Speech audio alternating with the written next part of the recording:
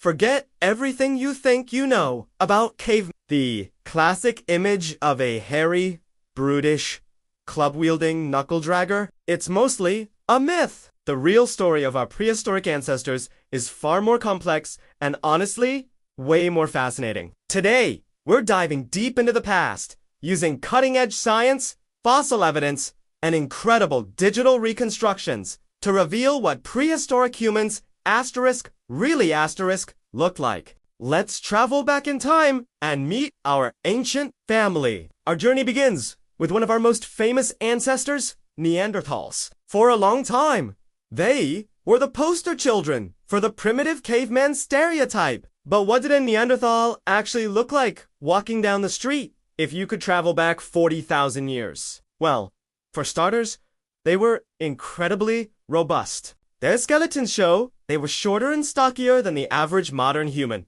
with broad chests and powerful limbs. This build was a brilliant adaptation to the cold, harsh climates of Ice Age Europe. A compact body is better at conserving heat.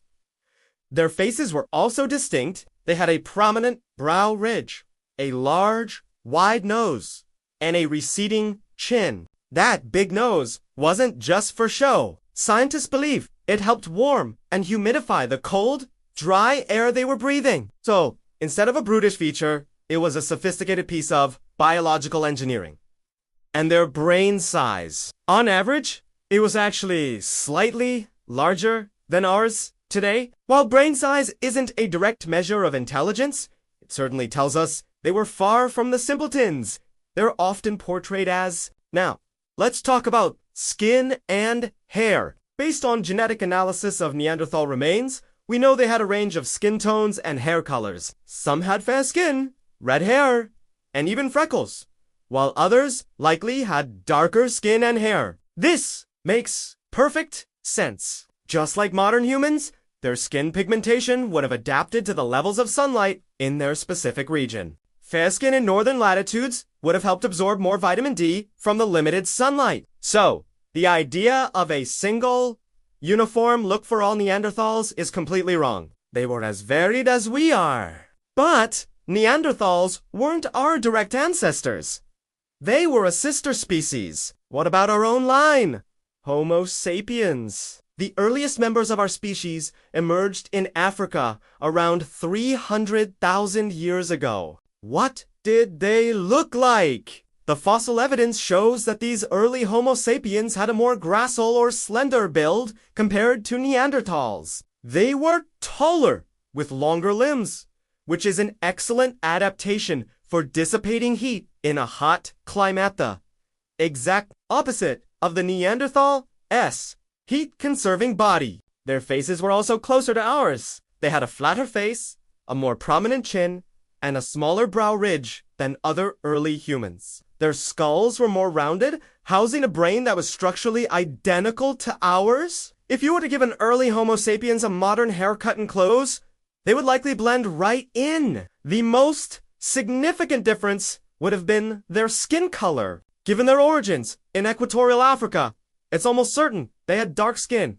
rich in melanin, to protect them from intense UV radiation. As groups of Homo sapiens migrated out of Africa and into Asia and Europe over tens of thousands of years, their skin tones would have diversified and lightened in response to different climates and levels of sunlight, just as we see in people around the world today. What about other fascinating members of our human family tree? Let's consider Homo erectus, one of our most successful ancestors, who lived for nearly 2 million years. They were the first to have truly human-like body proportions, with long legs and shorter arms, making them excellent long-distance runners. This was a game changer, allowing them to track animals over vast distances. Their faces were still more primitive than ours, with a lower forehead and a significant brow ridge. But they were standing tall and moving across the landscape in a way that was fundamentally human. And then there are the more recent, mind-blowing discoveries, like the hobbits or Homo floresiensis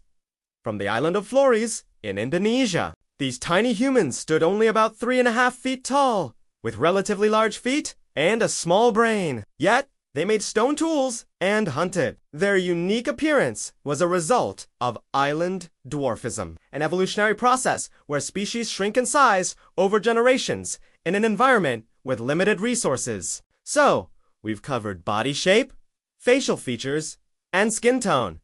But what were they wearing? The fur bikini look is pure fantasy. In colder climates, prehistoric humans would have needed effective, tailored clothing to survive. Archaeologists have found bone needles dating back tens of thousands of years, which strongly suggests they were stitching together animal hides to create sophisticated, layered garments like parkas, trousers, and boots. They weren't just draping themselves in pelts. They were skilled artisans. In warmer climates, clothing would have been minimal or unnecessary, perhaps with some simple coverings for protection or cultural expression.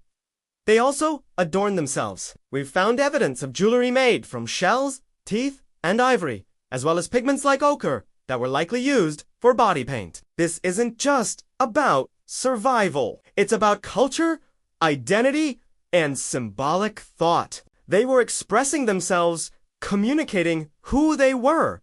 Much like we do with fashion and art today, the key takeaway from all this scientific detective work is that the prehistoric world was populated by a diverse and adaptable array of human species.